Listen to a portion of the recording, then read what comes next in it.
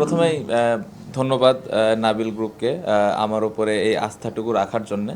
মজার বিষয় হলো বিপিএল এত বছর ধরে হচ্ছে, বাট রাজশাহী টিমের হয়ে খেলার কখনো সুযোগ হয়নি। নর্মালি সিলেট, কখনো খুলনা, কখনো বরিশাল। সো সবসময় আক্ষেপের জায়গাটা ছিল যে রাজশাহীর হয়ে কখনো খেলার সুযোগ হয়নি। সো খুবই খুশি আলহামদুলিল্লাহ যে এবার রাজশাহীর হয়ে খেলতে পারবো। এটার জন্য পুরা ক্রেডিটটাই আমি নাবিল গ্রুপকে দিতে চাই। যেভাবে আমাকে ওনারা সাপোর্ট করেছেন বা আমার উপরে বিশ্বাসটা রেখেছেন, আমি খুবই খুশি এবং গ্রেটফুল।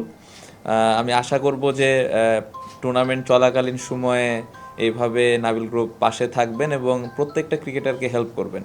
আরেকটা কথা বলতে চাই যে আমাদের যে টিমটা করার লক্ষ্য নিয়ে আমরা আগাচ্ছি, আমাদের হেড কোচ এবং আমাদের আশেপাশের যেই কোচিং স্টাফগুলো আছে, সবার আমাদের একটাই মোটিভ যে আমরা কিভাবে দলটাকে ভালো একটা দলে পরিণত করতে পারি। চ্যাম্পিয়ন হব না এটা তো ওপর আল্লাহর হাতে, বাট এতটুকু মেক শিওর করতে পারি যে দলটা আমরা গঠন করতে যাচ্ছি এই দলটা চ্যাম্পিয়ন ফাইট দেওয়ার মতোই দল হবে।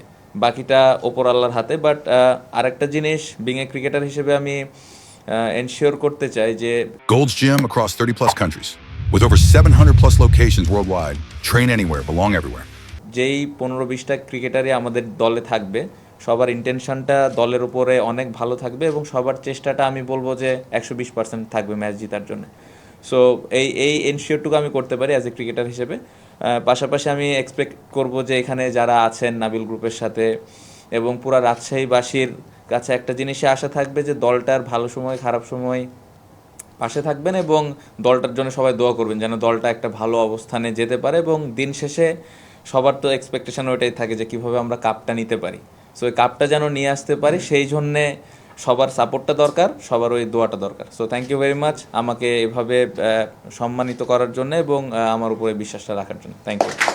না, আলহামদুলিল্লাহ আমার এটা আমি খুবই এক্সাইটেড যে রাজশাহীতে প্রথমবারের মতো আমি বিপিএল খেলতে পারবো।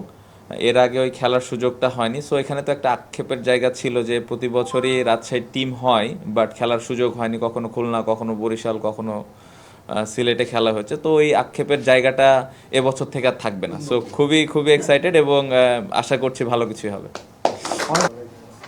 আজকে আমাদের জন্য একটা স্পেশাল ডে, কারণ আমাদের শান্ত ছাত্র আজকে অফিসিয়ালি রাজশাহী ওয়ারিয়ার্সের একজন মেম্বার হচ্ছেন। আশা করি সামনেই যে টুর্নামেন্টের যে ম্যাচগুলো আসবে, আশা করি ওনার হাতে আমরা উইনিংয়ের দিকে যাব, অ্যান্ড আশা করি তার হাতে আমরা এবার চ্যাম্পিয়ন ট্রফিটা পাবো।